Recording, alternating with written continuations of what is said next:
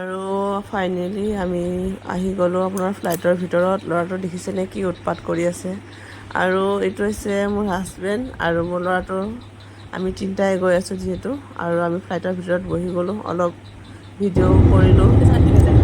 আপোনাৰ এইটো আৰু মোৰ ফাৰ্ষ্ট টাইম মই আপোনাৰ ৰাতি ফ্লাইটত উঠা অভিজ্ঞতাটো প্ৰথম হয়, কিন্তু আগতে উঠিছোঁ ফ্লাইটত, কিন্তু দিনত গৈছিলোঁ আগৰ ভিডিঅ'ত যে মই গুৱাহাটী টু দিল্লী গৈছিলোঁ ফ্লাইটত, আৰু এইটো ছেকেণ্ড বাৰ অভিজ্ঞতা মোৰ। আৰু ছেকেণ্ড বাৰ অভিজ্ঞতাত মই যিটো দিনত আগত গৈছিলোঁ, এতিয়া মোৰ ৰাতি যোৱাটো প্ৰথম অভিজ্ঞতা হয়, আৰু ভালো লাগিছে। আৰু যিসকলে মোৰ ভিডিঅ'বোৰ আগত চাইছে গম পাইছে যে আমি ক'লৈ গৈ আছোঁ।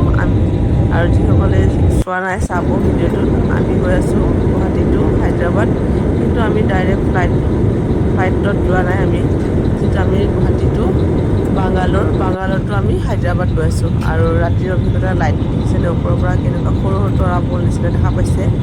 আৰু আপোনালোকক নেক্সট ভিডিঅ'ত লগ পাম, আমি কি কৰিলোঁ কি নাই। AIG হস্পিটেলৰ গোটেই ডিটেইলছকেইটা আপোনালোকক দেখাম, ক'ত কি কৰিব লাগে। আপোনালোকক নেক্সট ভিডিঅ'ত লগ পাম। আৰু এইখিনিতে মোৰ ভিডিঅ'টো সামৰণি মাৰিলোঁ।